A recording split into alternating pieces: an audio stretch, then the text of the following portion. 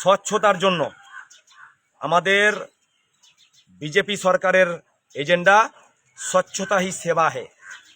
তো এই বিকশিত পশ্চিমবঙ্গে বিগত দিনেও স্বচ্ছ ভারত মিশনের জন্য প্রচুর বরাদ্দ এসছে, অথচ ডিএন কলেজের পার্শ্বে যে নোংরা আবর্জনা পড়ে আছে, দুর্গন্ধ ছড়িয়েছে, এদিকে বারুইপাড়া 115-14 নম্বর বুথের পাশে মন্দির সংলগ্ন আবর্জনার স্তূপ পড়ে আছে, তাঁতিপাড়া অনন্তদেব মন্দিরের পার্শ্বে পুরো পুকুর জমা হয়ে আছে, পরিষ্কার করার খনন করার ব্যবস্থা হয়নি, অথচ যা বরাদ্দ হয়েছে তা সরাসরি এই পঞ্চায়েতের যারা আছে তারা নিঃসন্দেহের মধ্যে ইনভলভ আছে।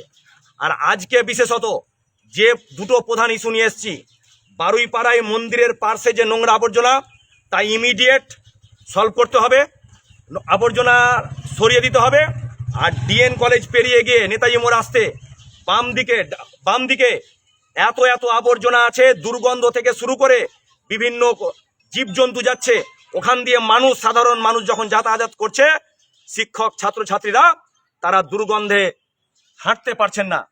যতক্ষণ না এর সমাধান হবে পঞ্চায়েত থেকে বেরোবো না, এইখানে বসে থাকলাম।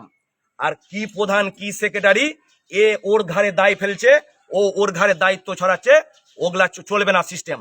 স্বচ্ছতা হি সেবা হে। আর স্বচ্ছ ভারত মিশনের জন্য যা বিপুল বরাদ্দ হয়েছে তার পাই টু পাই হিসাব নিব, অডিট রিপোর্ট দেখব, বিগত দিনে স্বচ্ছ ভারতের জন্য কি কাজ হয়েছে, কত ফিনান্সিয়াল অ্যালটমেন্ট হয়েছে, পুঙ্খানুপুঙ্খ রিপোর্ট দেখবো, ক্যালকুলেশন দেখবো। যেই বা যারাই জড়িত থাকবে তাদের বিরুদ্ধে অ্যাকশন হবে, আইনানুগ ব্যবস্থা হবে। কাদেরকে সঙ্গে নিয়ে এসছেন আপনি? আমাদের ঔরঙ্গাবাদ অনেরই সমস্ত কার্যকর্তারা রয়েছেন এখানে, বিশেষভাবে নাম বলছি না, বুথ সভাপতি থেকে শুরু করে মন্ডলের ভাইস প্রেসিডেন্ট, জেনারেল সেক্রেটারি, প্রত্যেকে এসছেন। আপনার নাম পরিচয়? আমি শঙ্কর পাল, জঙ্গিপুর সাংগঠনিক জেলার মুখপাত্র এবং সাধারণ সম্পাদক।